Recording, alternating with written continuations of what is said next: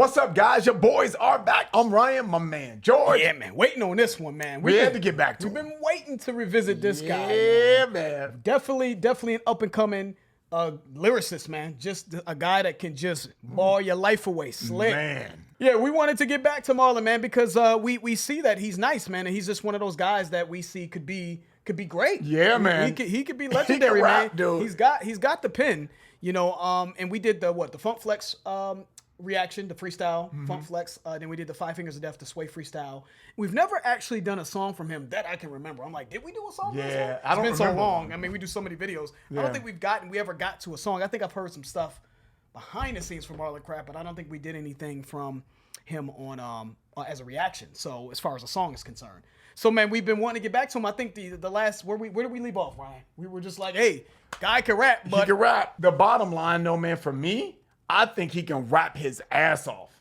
But I really would like him to put together a song. Let me see what you about when you on the track. Can you go up? Can you come down? Can you give me multiple flows? Or are you gonna be the same exact standard rapper, flow-wise and delivery-wise that you've been? I think Marlon wants to be the best, and I think we just become a little bit more critical with people that we see potential. Yep. We really do. He's dope. We're a little bit more critical, a little bit more raw, because we know that what he's trying to do. He wants to be looked at as a force, as for his skill and his craft. So, no pun intended, but it's a bar actually. So let's see what Marlon has to offer, man. Let's see what he can do with an actual song. Marlon Craft, Hans Zimmer.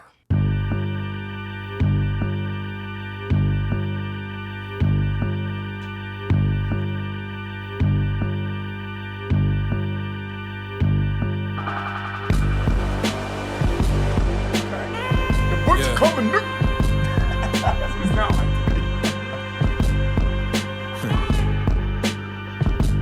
me. New York ain't dead. It came back to life in the apocalypse. That shit sound dirty. Yes, it does. Hey, it's cinematic. Yeah. That little saxophone or whatever that was in Like, that. yeah. Look like, and he has Havoc on the beat, by the way. A couple of y'all shout out to everybody that's been following us on Def to Radio. Yes. Follow us on Def to Radio, DEAF #2 Radio. That's our Instagram. That's where the majority of our focus is going to be as far as requests go. Send your request to Def to Radio. Follow us. Y'all said that Havoc, shout out to everybody that requested this song on Def to Radio. Y'all said that Havoc did the beat. It looks like Havoc in Sly Fifth Ave. So yeah, shout out to the production. Brian said, the butcher coming. Sound like some shit, Ben.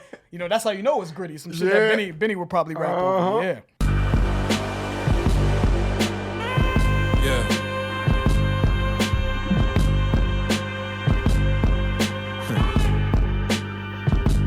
New York ain't dead.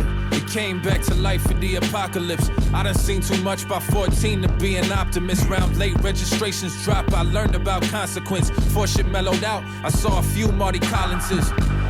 Compliment, bitch, I got accomplishments. You can't get switched on if you don't got accomplices. Everybody on the fence got pushed the fuck off the shit, so brace yourself before you lost some wrist, you little cocky bitch. I make the working man high art. Some around me wasn't solid, so I broke down my circle like a pie chart. They only tough on radio. Yeah, that's that I heart. When the swag too try hard, that's that he alive mark. They ride waves, I cast sails on the penmanship. Only time I'm overboard's listening to that shit. Pirate in the flows, tide rise, you get exposed. Little diamonds in your rose, say you enterprise and get sold cause you rent the shit. Yeah. Homie, I'm the excrement. Stick. He rapping. Enterprise against soul because you rent the shit. Enterprise, rental car company. But you Enterprise, you rent the shit. Slick. And I see him trying to give me Marlon. Come on. Come on, man. I see you trying to give us the low flows and switching it up. And I think that that's just part of making music. In addition to him putting out the bars. I love what he's talking about here. It sounds dirty, right? The beat. This seems like this is a match made in heaven for Marlon. This seems like this has got to be it, right? Yeah, this sounds good, man. And it's just funny, this line right here, it had me I was laughing in my head. He said, I didn't seen too much by 14 to be an optimist. What Marlon has always struck me as someone that's just fed up with everything. I'm just every time I look at him, he's just like over everything, man. I'm just tired of this. Doing some clown shit, man. You just can't take it. You can't get switched on if you don't have accomplices. So if you have accomplices, right, we in this shit together. But if you don't have accomplices, right, They can't snitch on you. They can't deceive you. Right? You know what I'm saying? He said I broke down my circle like a pie chart, which is a hard line. Yeah. It's a hard line, right? You know, pie chart, you get cut into different sections to kind of measure percentages and things like that. That was hard. And it's also a circle, but his circle of friends, he broke it down. He got rid of some people, accomplices that may potentially snitch on him or bring him down. Yep. Looks like he might be rolling solo.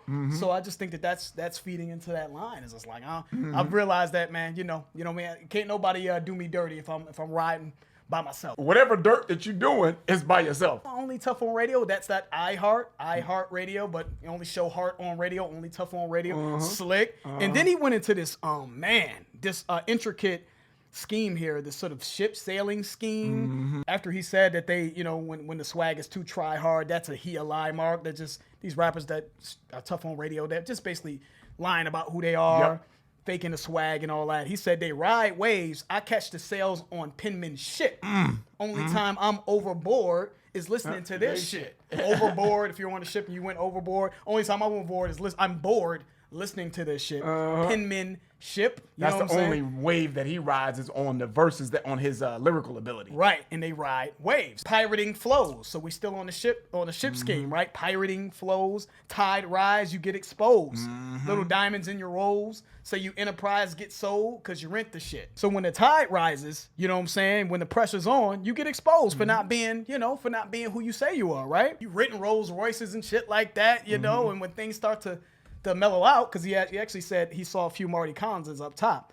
I saw a few Marty Collinses, which I believe was like an NBA player that reference to NBA players that didn't make it before shit mellowed out. You're pirating flows, man. You're taking other people's flows. All he's saying, man, is that these guys are fabricated, man. They're not the real deal. They're not authentic. He's going in on a lot of these industry cats, man. You say you enterprise, you say that you this big thing, but you get exposed because it's really not you. Yep. You know, you're faking the funk, so to speak. You know what I mean? Fake jewels, fake everything. Fake love Rolls that. Royce. You're renting it. You don't have it. I love that. Going back up to that scheme though, man. Just the detail in that scheme, man. The ride waves. I catch sales on my penmanship because of my writing. I get record sales because of my writing, but it's still playing on sailing, right? On a ship. Ride waves on a sail. You know what I'm saying? SAIL, right? Sailing on a ship. Penmanship. Right? So just the play on that was so nasty, man. That was hard, man. Pirate in the flows, tide rise, you get exposed. Little diamonds in your rolls, say you enterprise and get sold cause you read the shit. Homie, I'm the excrement. Stick your little chests in, turn a pest to a pessimist. I don't care if I'm meant for this, it's what I'm doing. Every marriage I seen was toxic, me in the game, just another yo-yin. Who, him? I feel like laughing. They feel like captions. I feel like passion. What you do for that hood you rep, I feel like asking. I mean like action. Now you just cashing on a lifestyle that you never lived, and you don't hand nothing back. Like it's third down and a shotgun set you in. Who you help? You could be the TikTok star that you are, but when that clock stop, oh boy. Who is he talking about? Who is he talking about? Whoever he talking about. I feel like it's a blanket. It's a big ass fucking quilt.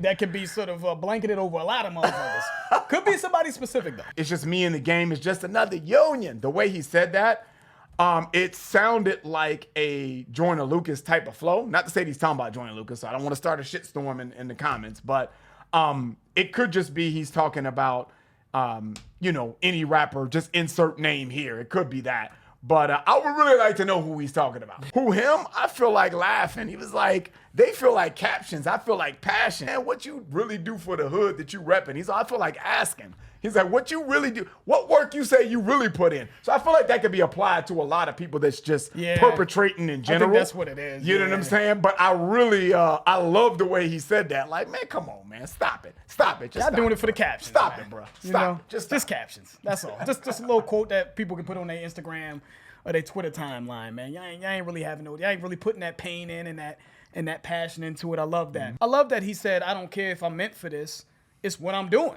Every marriage I seen was toxic. Me in the game is just another union. So I'm married to this game. It may be a toxic situation that I'm in, but and that was followed by him saying, I don't care. Because I feel like people have said that to him. I feel like people were like, I don't know, man, if it's for you. Because he has a very underground sound. Yes, he does. And I feel like he can rap his ass off, but, maybe people have just kind of said things that could possibly make him doubt himself. Or maybe people in his personal life, because he said he had to, shorten that, make that circle a little bit smaller. pie. So I don't give a fuck what you say. This is what I'm doing. This is what I want to do in my life. This is my passion. And I just think it speaks to that. Like, people, you may have naysayers. Fuck it. I'm going to do me, carve out my own niche.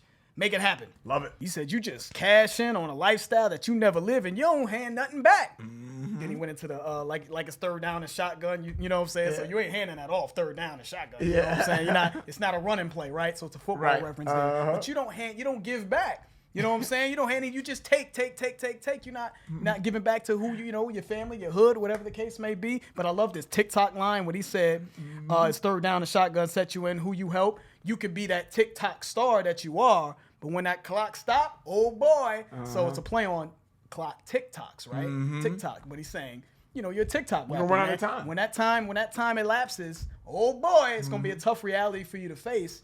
When all that bullshit, the fake capping in your raps and living a life, talking about a lifestyle you never lived, when that fraudulent sort of makeup of who you are as an artist comes to light, that time's gonna run out, man. It's gonna be a big time fall from grace, man. That's how I'm taking that. So he's snapping though. Let's keep it going. You could be the TikTok star that you are, but when that clock stop, oh boy, this the soundtrack to a dark night, bitch. I'm Hans Zimmer. America, everyone will be a winner. This that feeling like when the train stuck between stops and you picked the wrong car cause you think you see a op try to rob me from my merm when I had North Face money. Don't end up on the wrong side of the hungry.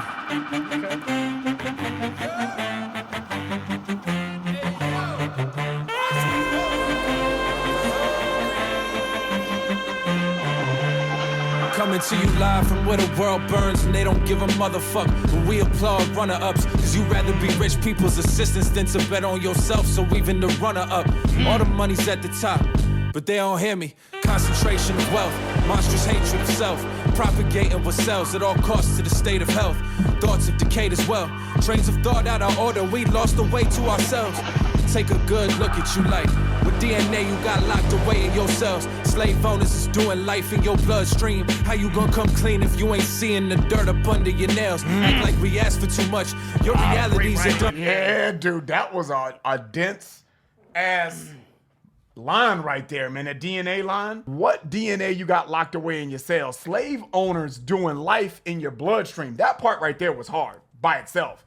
Then he followed that up with, how you gonna come clean if you ain't ever seen the dirt up under your nails? When you look at the climate of what the world's going through right now, from the war to racial injustices to shootings to political debates to all these things going on, man, I feel like he's saying that depending on who you are and your level of privilege, right?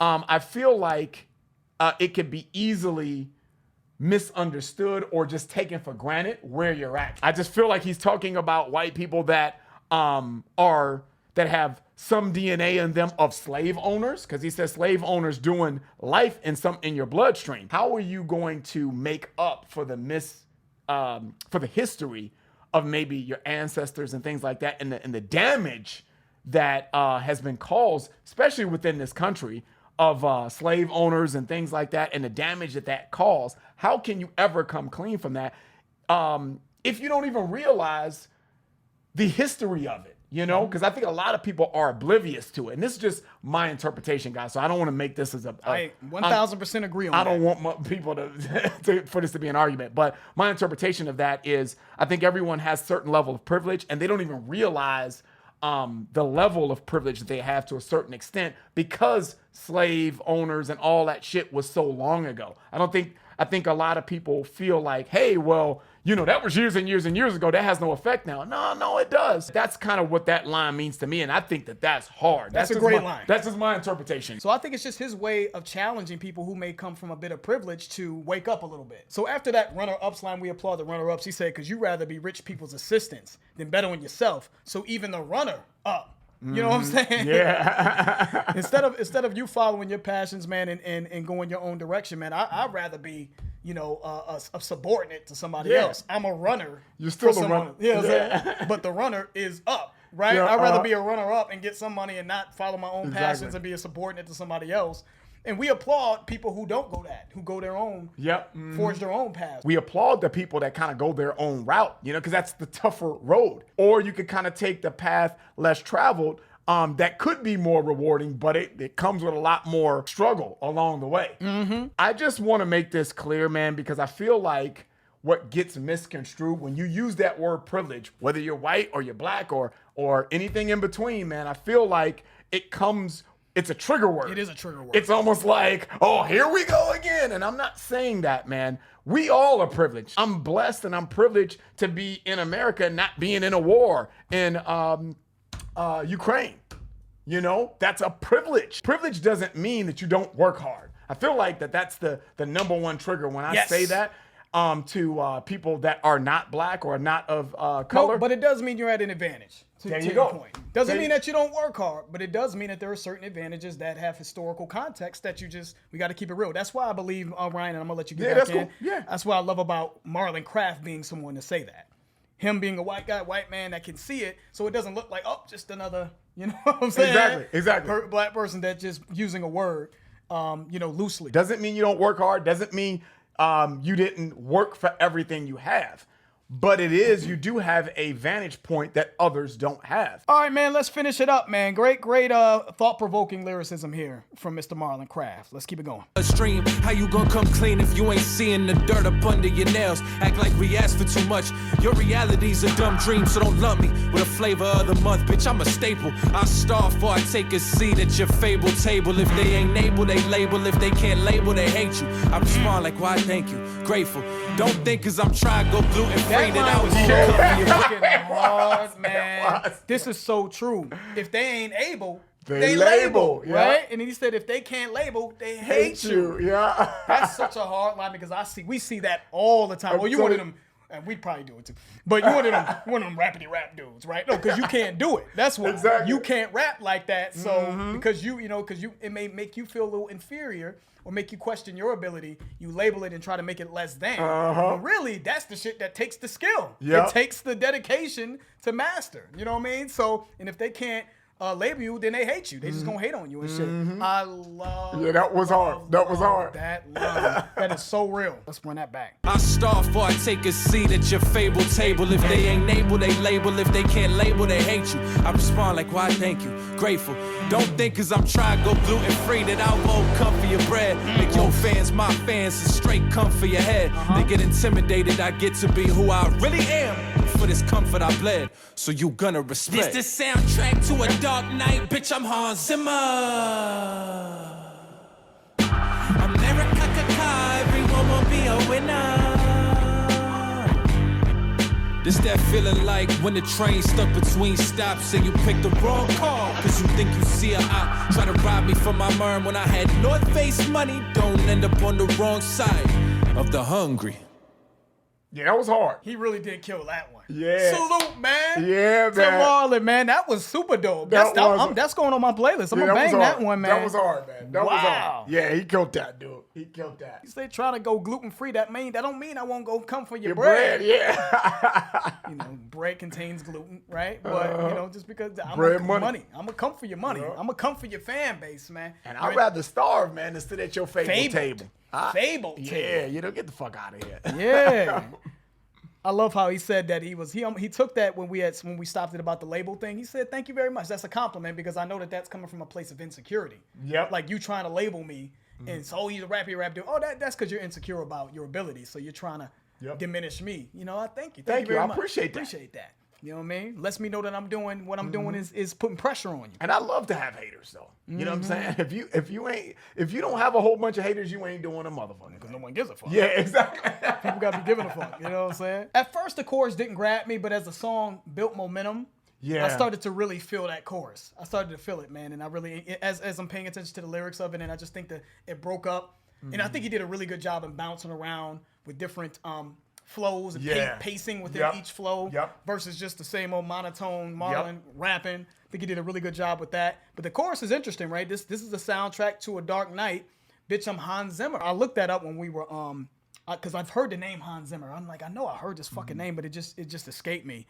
And it looks like he's a very well respected composer. He's won Grammys and Oscars and Tony Award for being a composer of films, right? I'm pretty sure that Hans Zimmer probably did the composition for The Dark Knight. I would have to look that up. I would assume but I've so. heard his name, and this sounded, like I said at the beginning, it sounded very cinematic.